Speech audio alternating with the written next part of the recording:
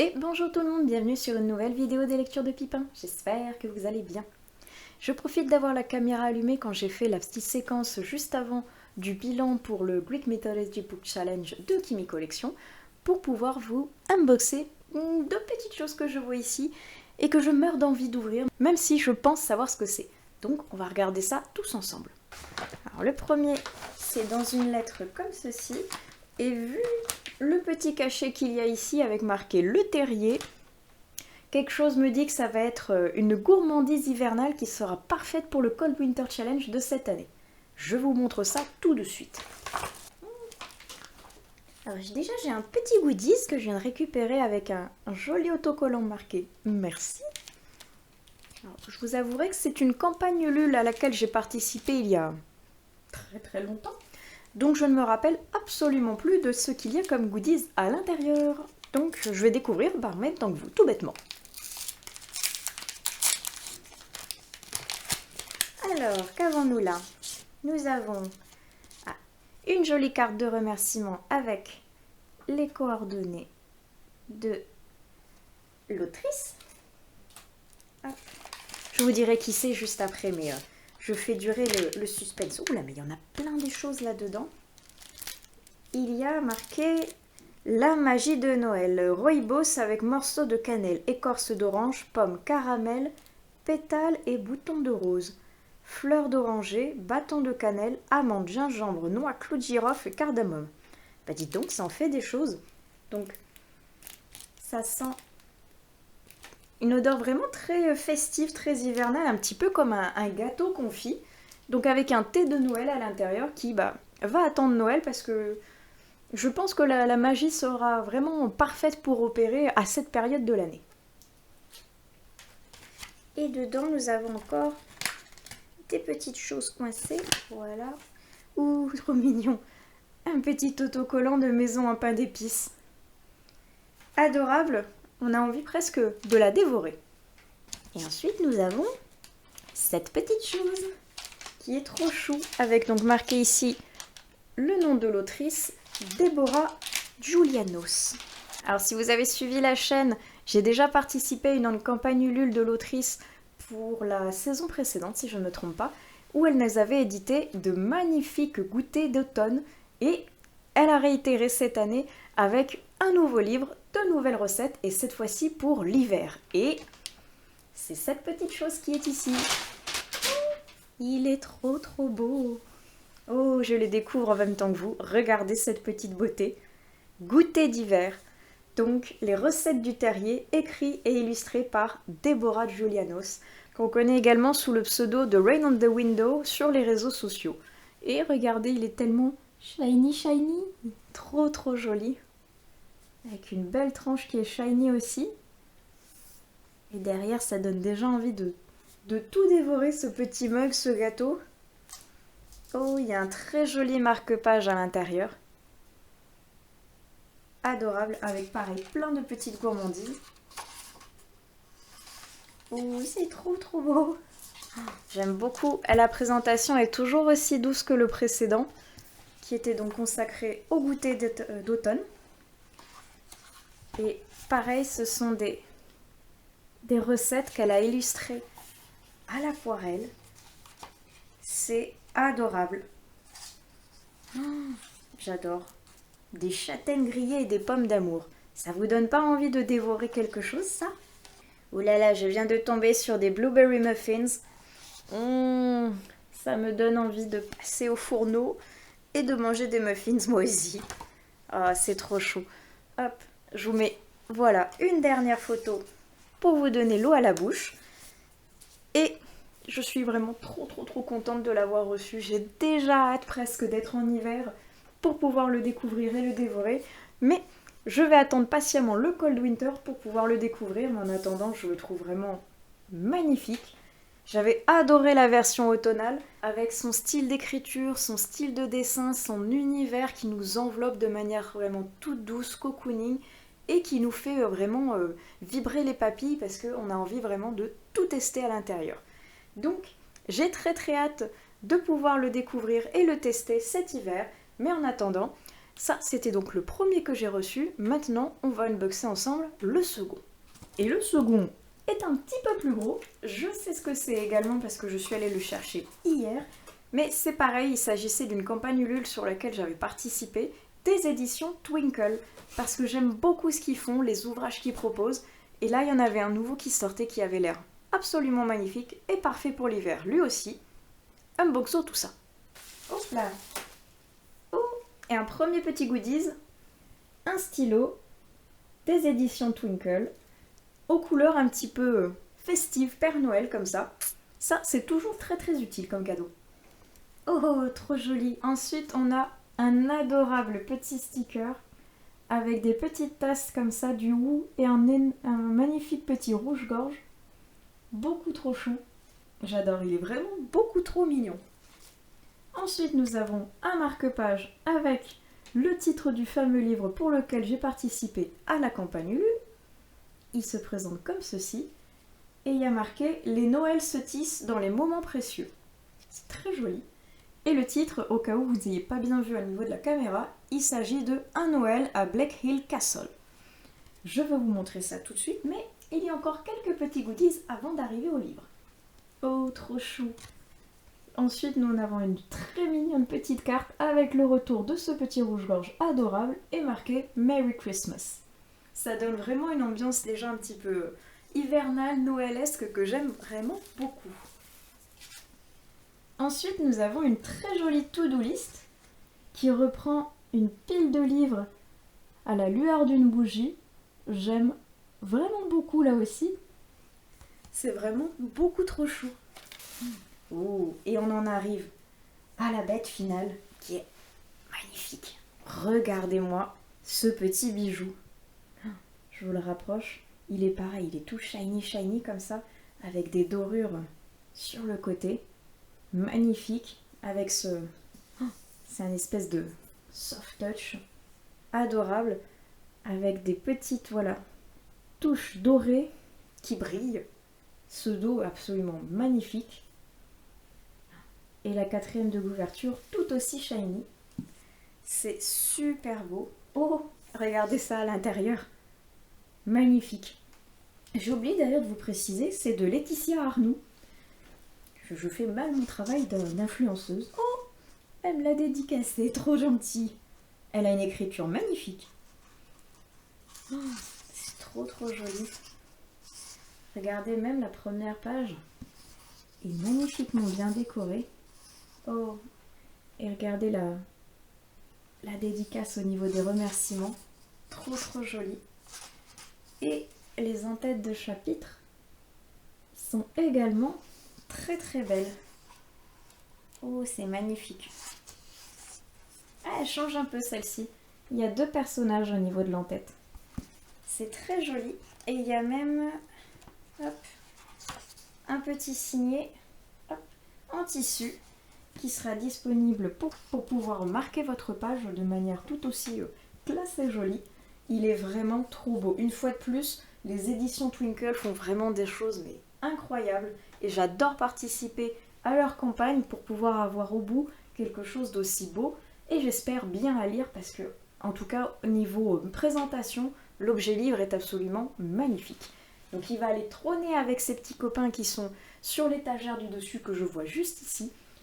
Et j'ai très envie de le découvrir, pareil au niveau du cold winter et de la période hivernale, parce que cette couverture tout enneigée me donne envie de le lire à ce moment de l'année. Donc, eh bien, il faut attendre maintenant que le Cold Winter Challenge commence et que le Pumpkins donc se termine.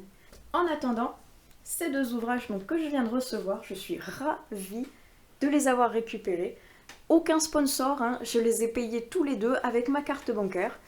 Et je suis très très très contente de pouvoir les rajouter à ma palle et à ma bibliothèque. Maintenant, il ne reste plus qu'à attendre une période un petit peu plus froide, même si je ne suis pas spécialement pressée non plus, mais pouvoir les découvrir et les déguster au coin du feu avec un bon café bien chaud, ça n'aura pas de prix, je pense. Et je vais clôturer cette séquence ici. Donc je vous dis à tout de suite pour vous et à plus tard pour moi sur une nouvelle séquence. Et bonjour tout le monde, je vous reprends pour une nouvelle petite séquence. Alors, habillé en froid d'hiver, parce que ça y est, entre deux séquences, il s'est mis à faire super froid d'un coup, donc le mode sweat doudou est à l'honneur aujourd'hui. Et je vous ai repris aussi parce que j'avais envie de vous parler de lecture, oui, et parce que j'ai également reçu un petit quelque chose de Amazon. Je crois savoir ce que c'est, on va l'ouvrir ensemble tout de suite. Oh oui, oui, oui, oui, oui, c'est lui, je l'attendais depuis terriblement longtemps, depuis que je l'ai vu sortir en anglais et que j'ai vu qu'il allait sortir traduit en français. Je le voulais absolument. Il s'agit d'une grosse sortie de Saxus de cette année. Si vous avez suivi un petit peu les réseaux, je pense que vous savez de quoi je parle. La grosse sortie de ce mois de novembre chez De Saxus, il s'agit de Babel. C'est la version collector, donc qui est un coffret qui contient le livre en version reliée.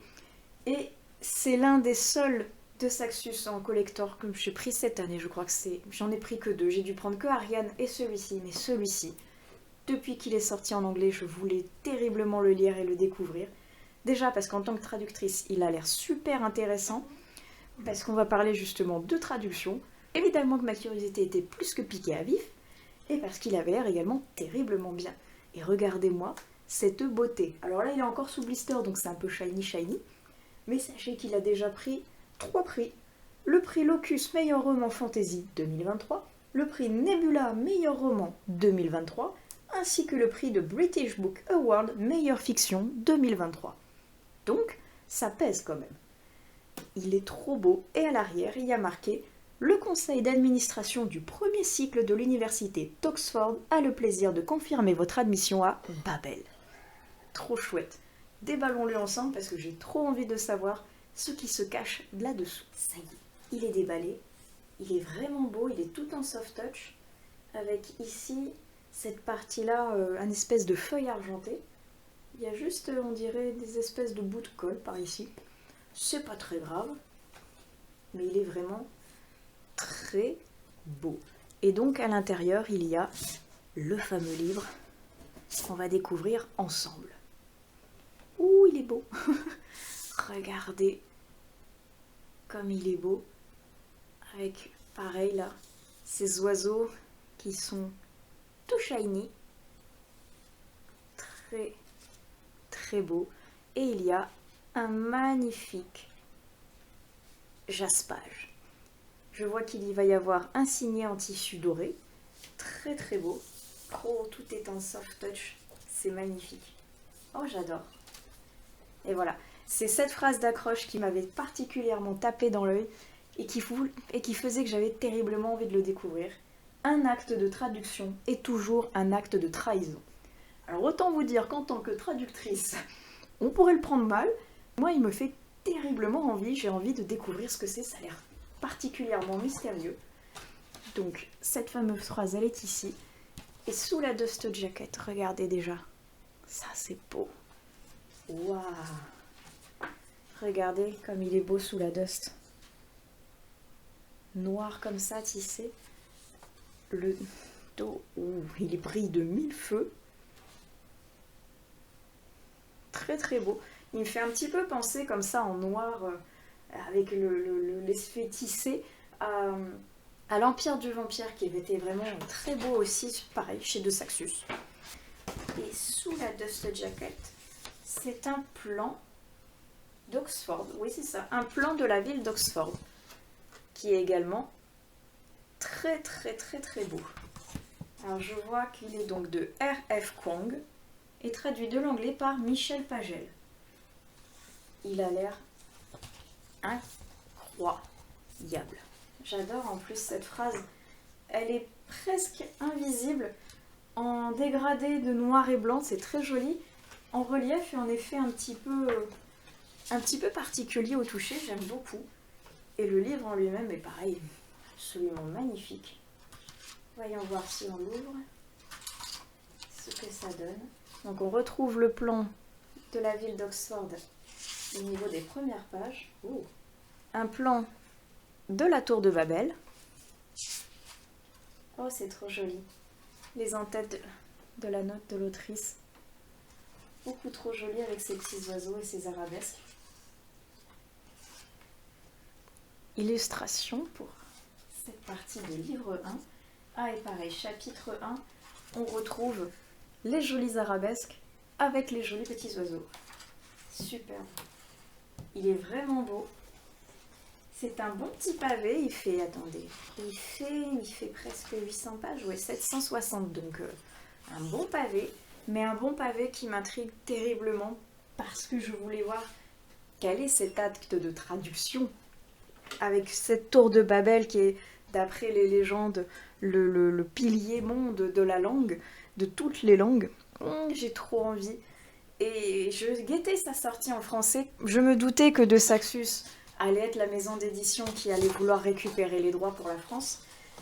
Et je suis ravie qu'ils aient fait un si bel objet livre, qui reprend d'ailleurs la jaquette anglo-saxonne que j'aimais vraiment beaucoup. C'est très joli.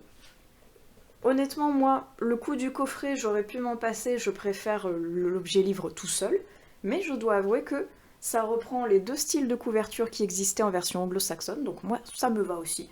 J'aime beaucoup. Il sera très bien rangé dans ma bibliothèque, il va pouvoir trôner. Je ne sais pas quand est-ce que j'aurai le temps de le lire, parce que, comme je vous dis, c'est un bon gros petit bébé.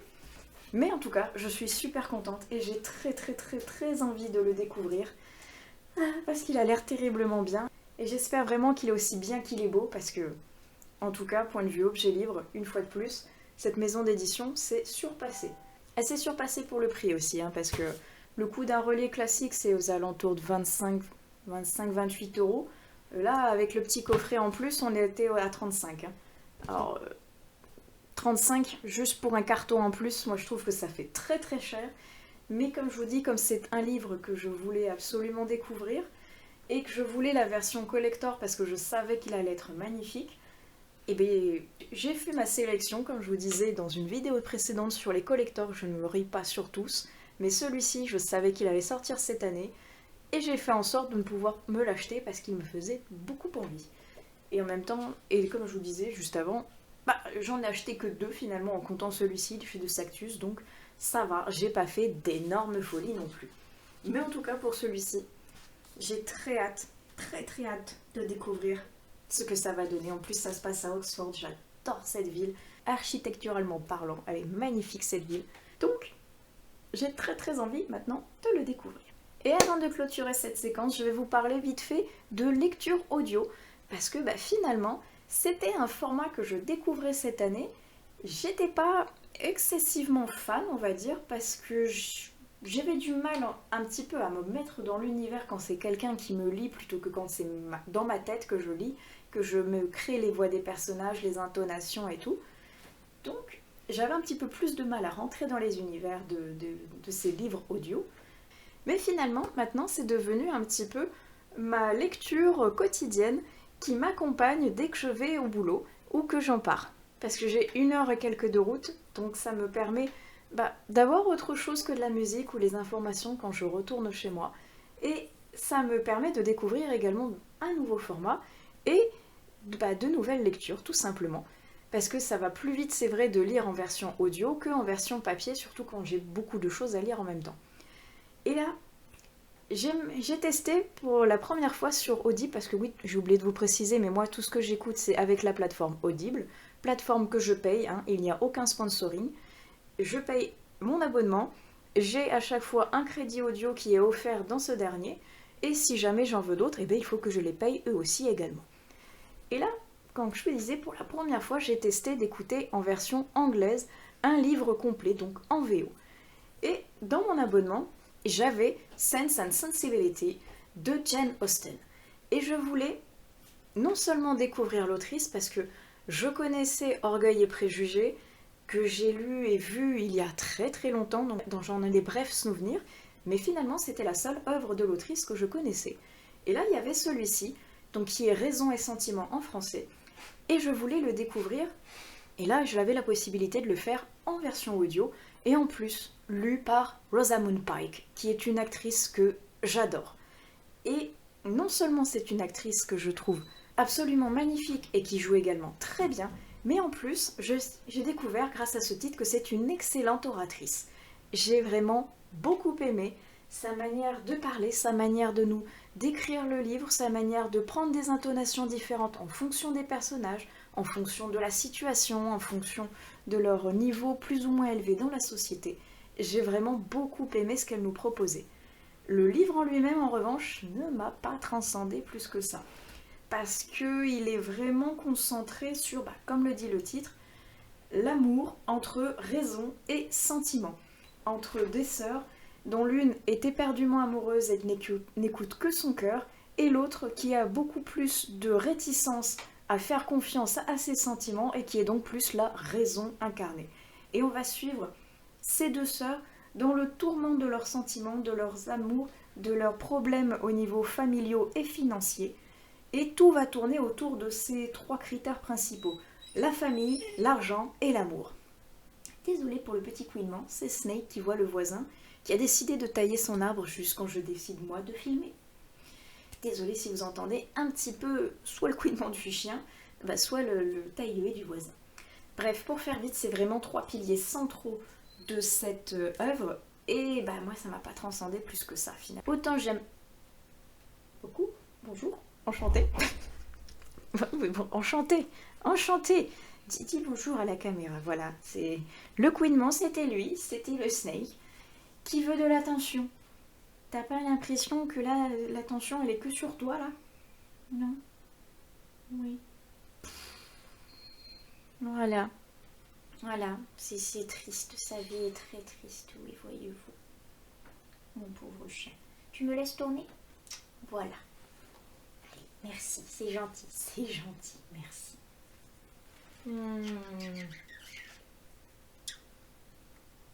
Voilà, ça ce sera pour la miniature. Merci pour cette intervention, Snake.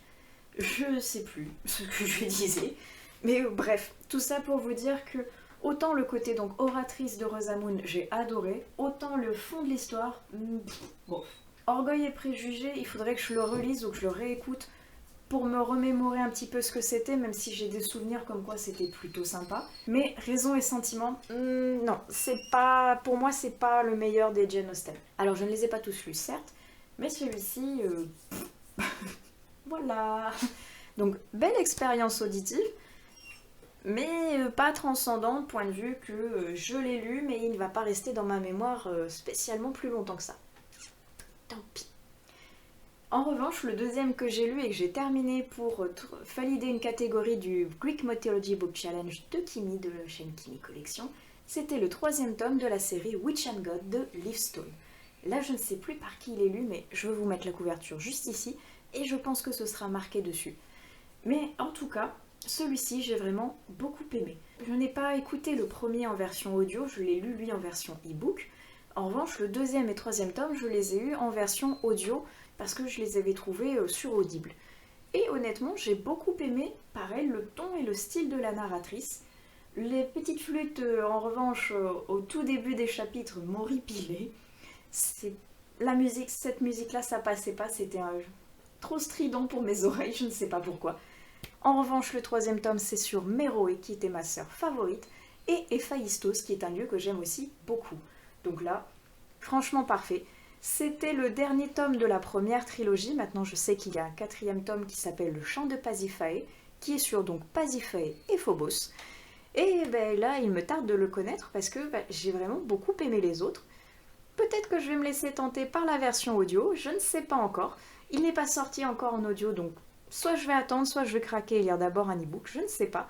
Et ça me perturbe terriblement de parler alors que le voisin est en train de me regarder quand il coupe ça. Et donc je vais me dépêcher parce que je suis terriblement mal à l'aise, j'aime pas trop ça. Bref, c'était très sympa, l'oratrice est très bien aussi. Elle a une voix assez douce pour pouvoir nous emporter. Elle module assez peu sa voix, mais elle n'en a pas besoin parce qu'elle arrive dans le ton plus ou moins cassant, plus ou moins enjôleur, plus ou moins dangereux ou enjoué, à nous faire ressentir ce que les personnages veulent véhiculer à travers le livre en fait. Et c'était très sympa. On retrouve ici l'éternel combat entre Dieu et sorcière, avec presque même le combat final, parce que Zeus a décidément envie de mettre le bordel partout où il passe. Et là, il a décidé de s'en prendre à Méroé, vu qu'il n'avait pas réussi à avoir ni Héla, ni Circé, ni donc Médée, la fille de Héla. bah, il s'est dit bah, je vais m'attaquer à Meroé. Sauf que Meroé, bah, elle se laisse pas faire.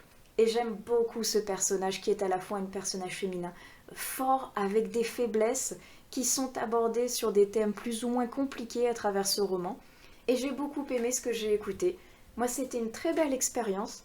Ça fait toujours un peu bizarre d'avoir le côté spicy en audio.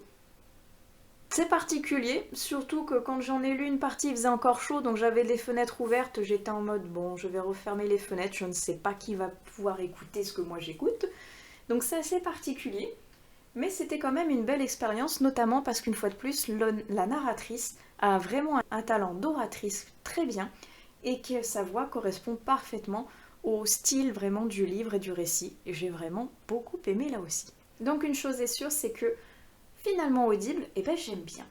En tout cas, la version audio m'accompagne de plus en plus au cours de mes voyages avec la voiture, et c'est très sympa.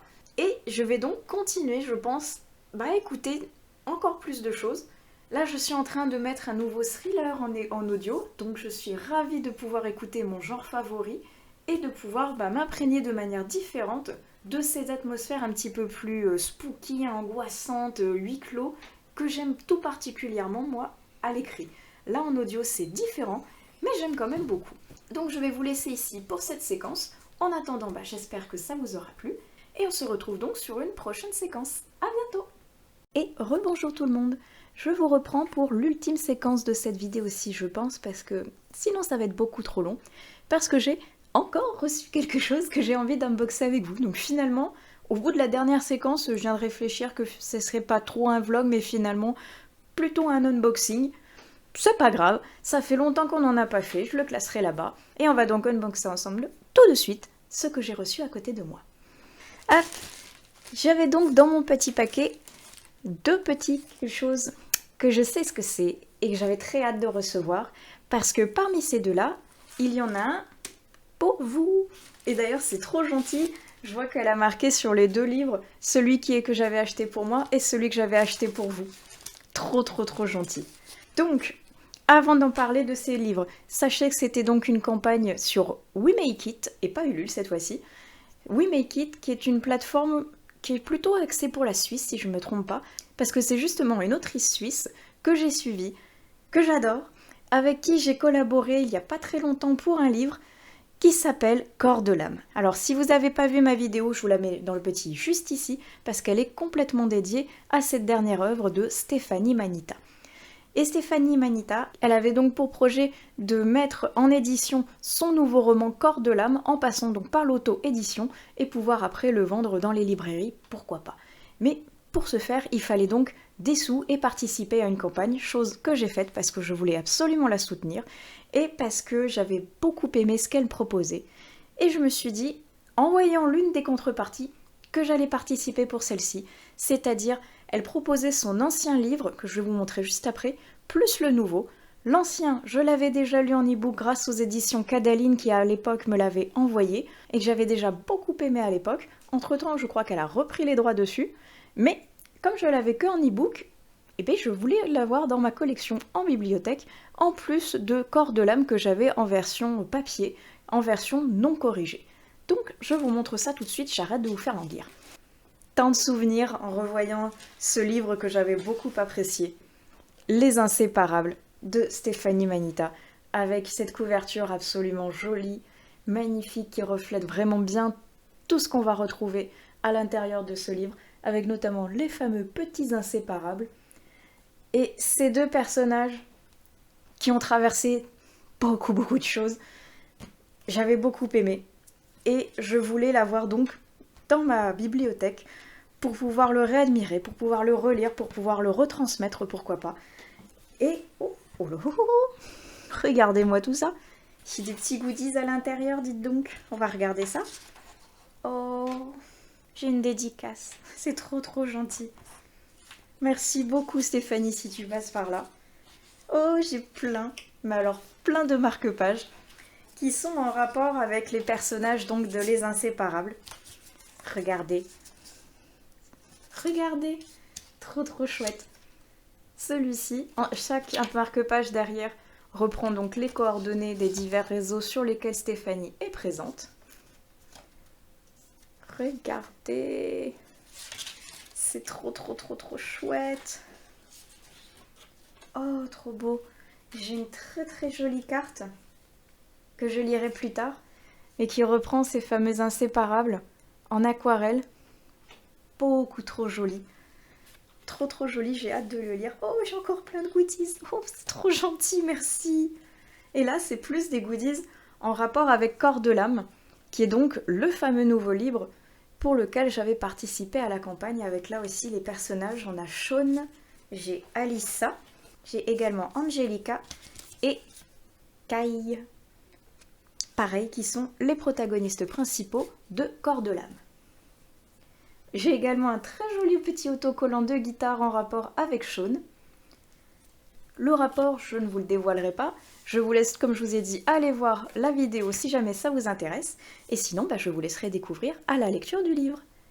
Et le deuxième autocollant, qui est trop beau aussi pour Angelica. Oh, mais j'ai des cartes postales, oh là là là là. Regardez. J'ai une guitare. Ensuite, il y a un très joli piano. Hop. Et la dernière. Voilà. Chacun en rapport donc avec un personnage. La guitare pour Shaun, le piano pour Alyssa, le violoncelle pour Angelica et la batterie pour Kai. Ah là là. Et je suis trop contente, donc comme je vous ai dit, pour ce petit livre, parce que il a véhiculé beaucoup d'émotions. Il était très sympa. J'ai également une vidéo qui est complètement dédiée à ce livre, donc si jamais elle vous intéresse, pof, je la mets dans le petit également aussi. Et on va passer maintenant à l'unboxing du fameux livre qui va être pour vous. Je vais organiser un concours pendant le mois de décembre sur Instagram, parce que sur YouTube c'est un peu compliqué pour organiser des concours, donc si jamais le livre vous intéresse, n'hésitez pas à aller me suivre sur Instagram et à rester attentif pendant le mois de décembre, parce qu'il y a un cadeau très joli qui sera pour vous. Et le voici donc, la version finale de Corps de l'âme, avec toujours cette magnifique couverture que j'aime tant, dans ces tons un petit peu violines.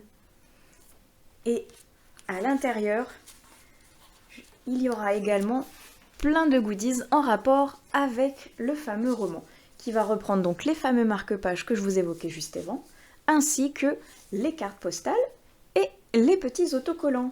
Et en plus, ah super, je lui avais demandé si c'était faisable. Elle l'a fait, je suis trop contente. Merci encore une fois Stéphanie si tu passes par ici. Elle l'a dédicacé pour vous. Donc vous allez recevoir, si vous êtes le gagnant ou la gagnante de ce concours, un exemplaire dédicacé de Le Corps de l'âme avec tous les petits goodies qu'il y avait pour la campagne. Et je suis trop contente de pouvoir vous le faire découvrir et j'espère que ce cadeau vous plaira autant que moi il m'a plu. Donc si jamais ça vous intéresse de gagner ce lot, suivez-moi donc sur Instagram comme je vous disais un petit peu plus tôt et restez connectés pendant le mois de décembre, mois pendant lequel il y aura ce fameux concours.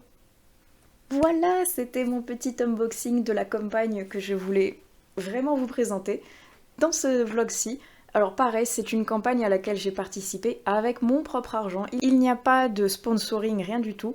Je voulais vraiment soutenir le travail de Stéphanie et pouvoir vous le faire découvrir via un concours.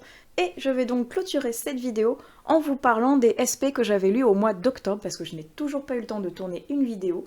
Donc je vais vous le caser par ici pour pouvoir terminer cette vidéo en vous parlant de livres quand même, parce que c'est un peu le but de cette chaîne. Alors pour tous les SP que j'ai reçus, je remercie soit les auteurs et autrices, soit les maisons d'édition qui ont eu la gentillesse de me faire parvenir leurs œuvres, soit en version physique, soit en version e-book, et dans tous les cas, merci à eux et elles de m'avoir fait découvrir leur univers et d'avoir mis leur confiance en moi pour pouvoir créer après une chronique derrière. À chaque fois, ce sont des partenariats non rémunérés qui m'envoient leurs œuvres en échange d'une chronique. Et quand j'ai la chance, comme ici avec cet auteur, je l'ai en version papier. Et j'adore quand je l'ai en version papier parce que même si ça ne me dérange pas de lire en e-book, avoir ce support papier entre les mains, pouvoir le feuilleter, pouvoir le sentir, le toucher, j'aime toujours autant. Et donc je voulais vous présenter la dernière œuvre de Pierre Thierry. Il s'agit de Le Polycarpe Arpenteur, qui est donc publié en auto-édition. Et j'aime toujours la simplicité avec laquelle l'auteur illustre ses propres livres, avec ses propres illustrations. Regardez la beauté de cette photo. Je la trouve magnifique et elle illustre plutôt bien ce que l'on va retrouver à l'intérieur. Parce que le résumé nous dit « Ce livre est un roman d'amour, de mystère, d'aventure. Valch Hugnal et Elżbieta Gernlang tombent amoureux.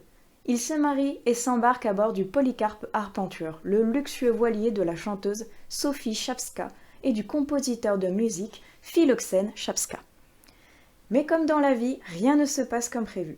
Sans labyrinthe, les voyages seraient-ils intéressants? Les barricades mystérieuses de François Couperin ponctuent les actions et les drames de ce récit. Il y aura des pièges, un naufrage, une enquête, des accélérations imprévues, de la poésie, de la musique, des retournements vertigineux. Cette histoire nous mène de Poligny dans le Jura à la vallée de la Seine, en passant par Chalon-sur-Saône, les Baléares et la Thrace occidentale. Ce voyage invite à rêver ouvertement, musicalement, aux neuromanesses opaques mais amplement naturelles. Au cœur de l'énigme, il y a le roman, rapide objet manipulable aimant naviguer, le Polycarpe Arpenteur. Alors j'avoue que ce titre, très mystérieux au départ, m'intriguait beaucoup parce que je ne savais absolument pas ce qu'était un Polycarpe Arpenteur. Et donc le Polycarpe Arpenteur, c'est le nom d'un bateau, tout bêtement. Et l'explication vraiment de ces mots sera dévoilée à l'intérieur du roman, mais je vous laisserai le découvrir parce que, comme chaque livre que je lis de cet auteur, j'ai envie de dire que je ne sais jamais à quoi m'attendre. J'ai beau lire le résumé, qui parfois est un petit peu nébuleux ou parfois dévoile certains secrets, on n'est pas à l'abri d'être au milieu d'une belle surprise parce qu'à chaque fois que j'ouvre un roman de cet auteur, Pierre Thierry, il arrive à nous faire voyager de manière onirique, de manière lyrique, de manière musicale, d'une manière historique. Il y a toujours un moyen de nous faire nous évader par l'esprit et par la lecture grâce à ses mots, grâce à ses connaissances et grâce à ses personnages et ses histoires. Et à l'intérieur, c'est ce qui s'est passé. Je ne savais vraiment pas où j'allais. Le résumé, pour moi, ne m'indiquait pas spécialement plus d'indices. Et je me suis laissée porter par sa plume, par son univers, par ses différents personnages qui ont des histoires complexes, parfois cocasses, parfois criminelles, parfois amoureuses, mais toujours autour de ce voyage qui va nous apprendre à aimer les personnages, à les découvrir, à découvrir également leur univers. Et là, il a vraiment une manière de décrire un peu comme un policier, un petit peu comme une aventure, et toujours dans un côté musical et un côté retranscription et retransmission de son savoir qui est vraiment très intéressant. Il a toujours une plume qui est vraiment douce et poétique et une fois de plus emplie d'un savoir que moi je n'ai pas. Donc par moments j'ai peut-être été un petit peu déroutée par certains textes qui s'imbriquent dans celui-ci et que je ne connaissais pas, je n'avais pas spécialement toutes les références. Et même si ça me peinait entre guillemets de ne pas saisir la référence que l'auteur voulait me montrer, j'étais quand même curieuse et ravie de pouvoir apprendre quelque chose de nouveau. Et je pense que ceux qui ont toutes les références que l'auteur a vont se régaler et voyager encore plus que moi parce que c'était vraiment une très belle aventure. Ensuite, j'ai pu lire Bathory, de chair et de sang, de Oreza Dantes, publié aux éditions Octoquill. Et une fois de plus, je les remercie de m'avoir fait découvrir ce somptueux objet livre, parce que la couverture, sublime. Je pense que vous n'allez pas être surpris quand je vais vous dire que c'est la couverture qui m'a attirée en premier lieu, parce qu'elle est vraiment superbe. On ne peut pas passer à côté. Elle est chatoyante, elle est belle à regarder, elle a beaucoup de petits indices et de petits détails qui sont superbes. Le style de dessin, moi je l'aime vraiment beaucoup. Et il y a cette comtesse Bathory qui nous regarde froidement, qui nous toise même de son regard froid et glacial de femme vampire, qui essaye d'être au-dessus de tout le monde et qui nous fait bien comprendre qu'elle est de toute façon supérieure au moins au lecteur, rien qu'en le toisant et en lui contant son histoire. Parce que l'autrice s'est inspirée du mythe de la comtesse Élisabeth de Bathory, qui est également surnommée la comtesse sanglante, et qui avait la fâcheuse manie, d'après les mythes et légendes, de sacrifier les jeunes femmes vierges et de se baigner dans leur sang pour conserver une jeunesse éternelle. Et j'aime beaucoup ce mythe parce que, mine de rien, Quand on parle de vampire, on pense plutôt à Dracula ou un personnage énigmatique, nébuleux, mais masculin, et assez peu aux femmes, et pourtant Elisabeth de Báthory, elle est franchement l'une des plus connues, j'ai envie de dire, en tout cas pour moi, dans ce domaine qu'est le vampire. Et j'étais terriblement curieuse de pouvoir déjà découvrir la plume de l'autrice qui a beaucoup d'œuvres à son actif, mais que je n'ai pas encore découvert, et je voulais voir ce que ça donnait avec une histoire de vampire. En plus, je l'ai lu pour octobre, donc on était dans une période absolument parfaite. Et c'était très sympa. On prend le côté vraiment froid du personnage, le côté aristocratique, mais aussi le côté de femme fatale, femme brisée, et femme qui veut en imposer dans la nouvelle société pour piétiner les hommes, pour piétiner les riches, pour piétiner les pauvres, pour piétiner toute la société, et elle s'élever au rang supérieur à tous, qu'elle se soit par son statut de femme, par son statut de vampire. Et elle essaye d'évoluer au sein de la société parisienne en se faisant passer pour une médium, en jouant d'un côté très mystique qui va l'envelopper et en essayant d'assouvir ses pulsions quand même vampiresques, en enjôlant homme comme femme pour pouvoir s'abreuver, conserver son pouvoir, sa beauté et sa jeunesse éternelle, mais évidemment que tout ne va pas se passer comme prévu. Et c'était très intéressant. La fin, moi, m'a juste paru totalement abrupte, et j'étais presque un peu déçue, quelque part, que ça se termine de manière si brutale, parce que moi, je serais allée plus loin. J'aurais voulu connaître encore un peu plus cette comtesse.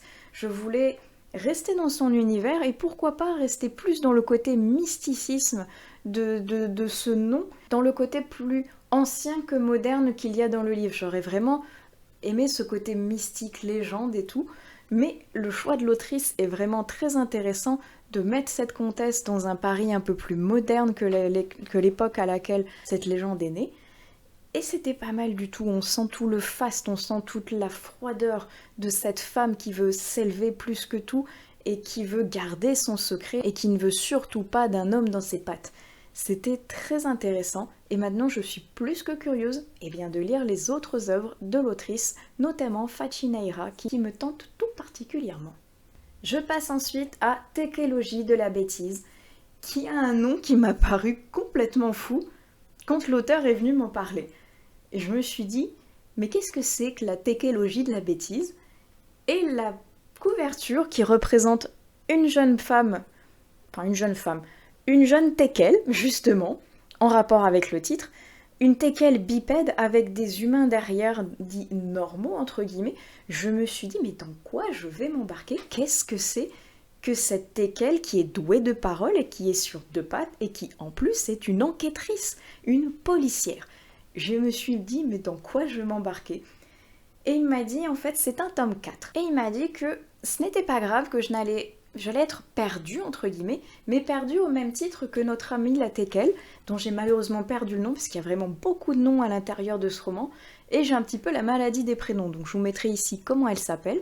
Mais donc, notre enquêtrice Teckel va être autant perdue que nous, parce qu'il va tomber dans un jeu temporel qui va la faire traverser les âges, les époques, les dimensions même, et elle va être complètement perdue comme le lecteur. Et l'auteur va faire la démarche de venir quand même expliquer ce qui s'est passé dans les 3 tomes précédents, qu'est-ce que sont ces fameuses dimensions, ces 3 espèces de temporalités différentes, mais qui sont une clé et un élément vraiment crucial dans le récit. Et finalement, on est perdu comme elle, mais justement, comme elle est perdue, elle va essayer de creuser, de chercher, de faire comprendre au lecteur que comme elle est perdue, elle va faire la démarche de chercher avec lui qu'est-ce qui se passe, de tout expliquer, d'avoir une logique derrière pour que le lecteur comprenne au même temps qu'elle ce qui va se passer.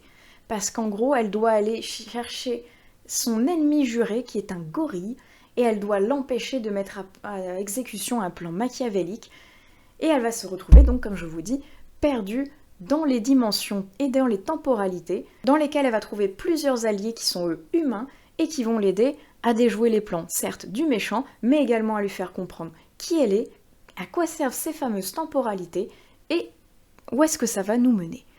C'est assez peut-être confus dit comme ça, parce qu'on est dans un mélange un peu de science-fiction, d'horreur, de policier thriller, et tout ça mélangé, combiné avec beaucoup d'humour. Et l'auteur a une plume un peu folle, un peu fantaisiste, assez macabre.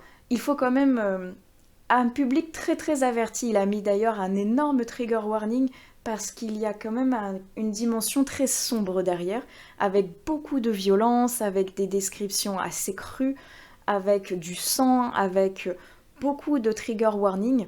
Donc sachez quand même qu'il faut avoir un public averti derrière parce qu'il n'est pas à mettre entre toutes les mains.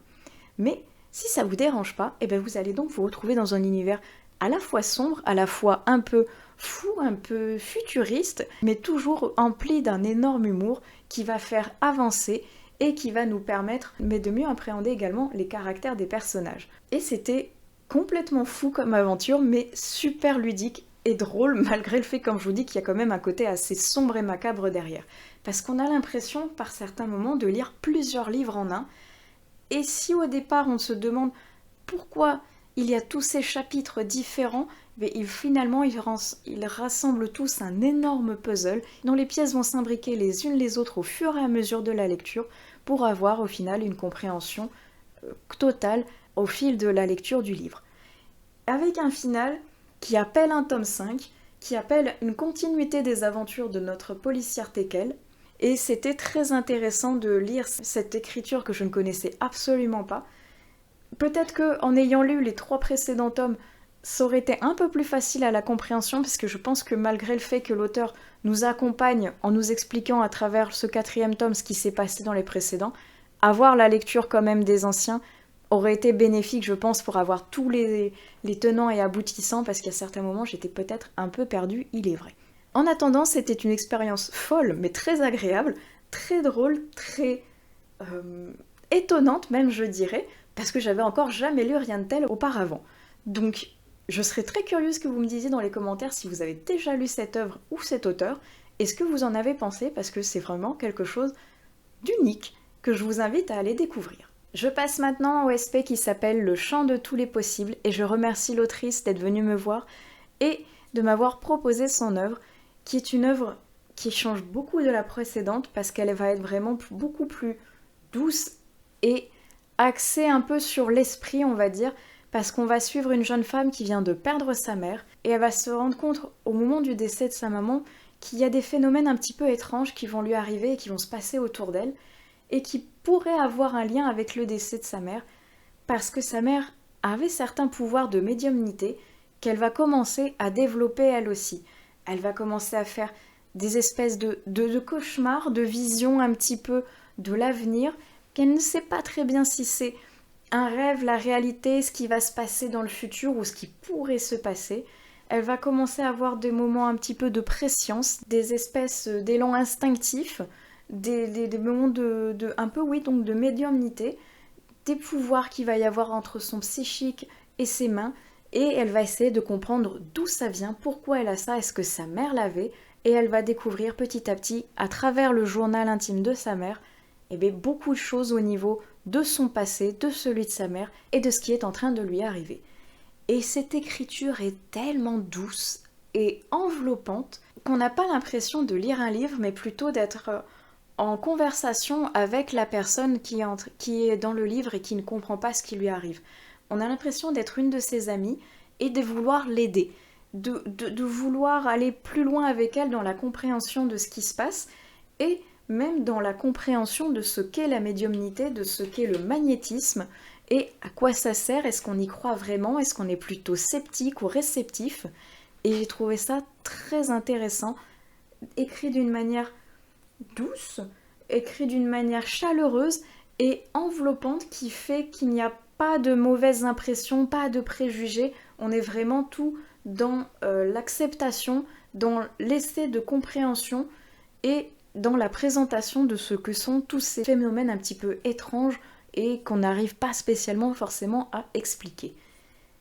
Je suis curieuse maintenant de lire le tome consacré à la mère de notre héroïne, pour peut-être un peu plus comprendre ce personnage et ce qui lui est arrivé, et comment elle a pu utiliser ses dons au service des gens plutôt que le repousser ou l'utiliser à mauvais escient.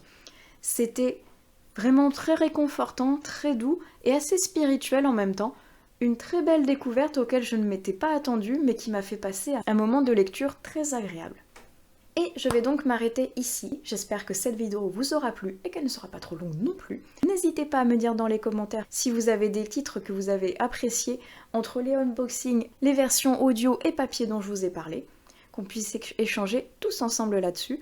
N'oubliez pas qu'au mois de décembre, un concours se prépare pour vous sur Instagram, donc n'hésitez pas à aller me suivre là-bas. Et en attendant, moi je vais vous souhaiter d'excellentes prochaines lectures et je vous dis à plus tard dans une nouvelle vidéo des lectures de Pipin. Allez, ciao!